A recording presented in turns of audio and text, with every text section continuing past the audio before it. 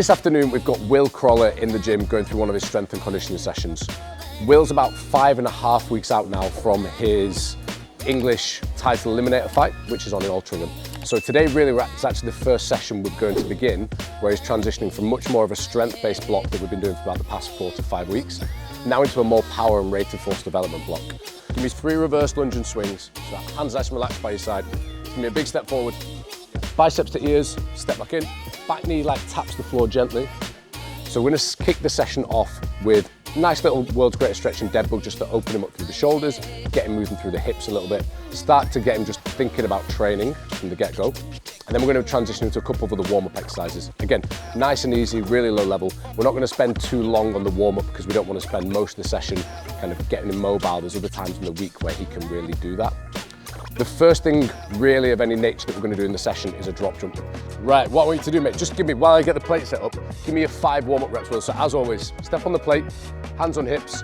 First one, like 30%, yeah? Step, touch and go. So we're going to do this to have a look at Will's readiness.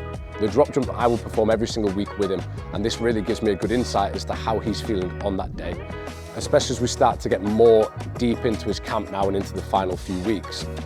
His sparring volume is going to be increasing, the actual length of the spars are going to be increasing, and probably the intensity is going to be increasing a little bit as well. So we're going to use that drop jump as a way just to assess how he is every time he walks into the gym. And then if I need to manipulate the volume or the intensity of the session because he's a bit quiet, it really allows me to do that. After the drop jump, we're then going to go into a wall throw. Right, I want 5 warm-up reps. So just like we do the drop jump, first one, 30%, okay? So whip. Nice one. Remember, for you, sometimes you've got a little habit of coming over. I want you to come round as opposed to like through. Give me 50%. Good, med ball to your pocket, 70%. 90%. And last one now, everything you've got to think about, whipping your hips. Swap sides. We're just going to do 2 sets of this, and this acts as a little bit of a primer for the session, as well as a little bit of rotational power work. So just a couple of reps each side, maximum intent. So I'm going to really be cueing Will to throw that med ball as hard as he possibly can. And the idea is, in his previous training block, we did a lot of heavy rotational work, and we want to now start to be able to transition some of that force production qualities rotationally into now how fast he can start to apply that force. So we'll just do a couple of sets of that as a little bit of a primer, a little bit of rotational power work. We're going to go 20 to start off with. This will feel a bit light to you, but I still want it to feel quite easy, okay? So you go hands at the top, get this in line with your collarbone. Now remember, you're trying to sequence a kick from the knees with then the momentum from your lower body to stick your head through at the top, yeah? Give me 5 reps. First few, not max, just kind of warm through a little bit. Dip and go, head through. Good, and again. Now give me like 2, mate, where you're starting to push it a little bit more. 1 max now, last one max. Sweet, stay that down. You got it? 4 reps. Big dip, throw your head through the top, let's go. Give me 1 more, 1 more, 1 more, 1 more, 6, last one. Right, mate.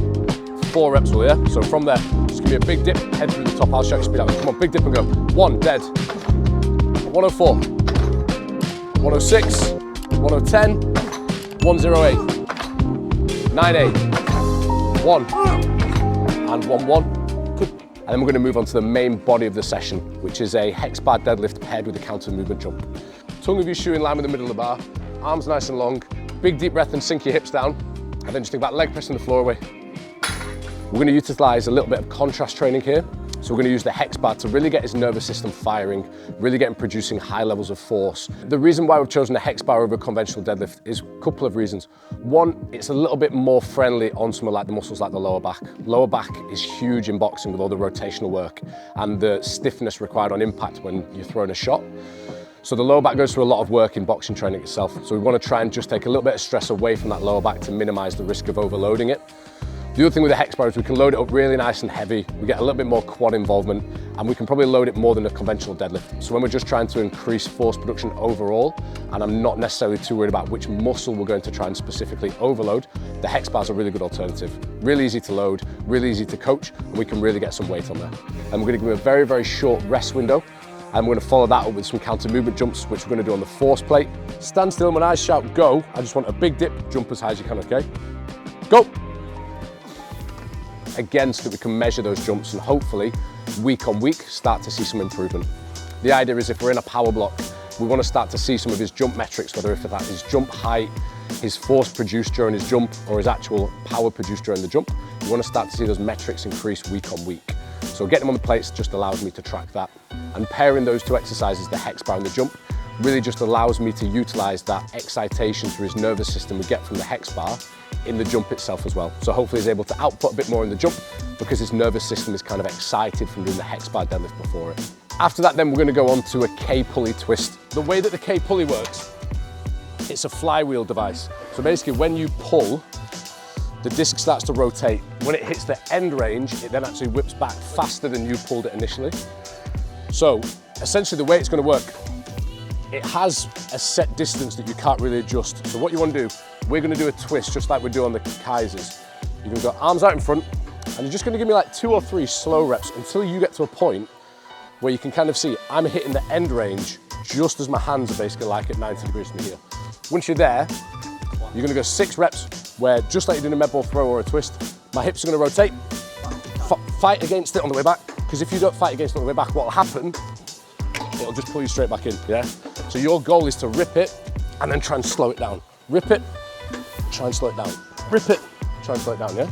So we're going to utilize the K pulley device, which is an eccentric overloaded flywheel device. So basically with this, however hard Will pulls on the K pulley, it's actually going to overload and pull him back even harder. The idea is we're always stronger eccentrically than we are concentrically. And also when we're trying to support some of Will's rotational power work, we really want to overload him rotationally. Now if you watch the iPad, you should see with every rep, see, yeah, so your watts. What you're looking for is to try and get that number as high as you can, okay?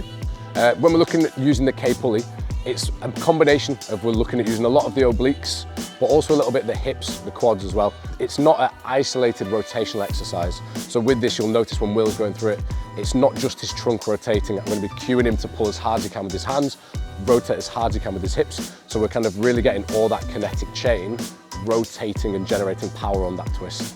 So we'll do a bit of work on the K pulley. We'll stick the K meter on the device as well, so we actually get some feedback on that. We can measure how Will's improving week to week.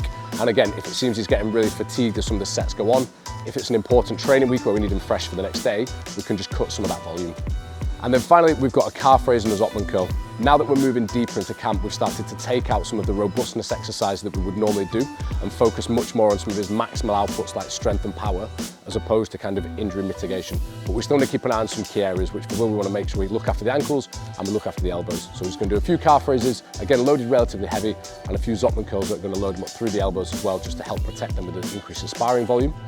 And then hopefully that will make sure that in the next few weeks building into his fight, he just stays nice and injury free, and we can really just focus in his strength and conditioning sessions on pushing some of those physical qualities. So the next couple of weeks, the session is going to very much stay the same. I'm going to gradually begin to increase the intensity of the sessions. The volume's going to stay the same. We're not going to do any more, but we're going to look to gradually increase the intensity each week. Hopefully we'll start to see improvements across his drop jump, across his vertical jump, even the weights lifted on the hex bar, and hopefully some higher outputs on the K pulley device.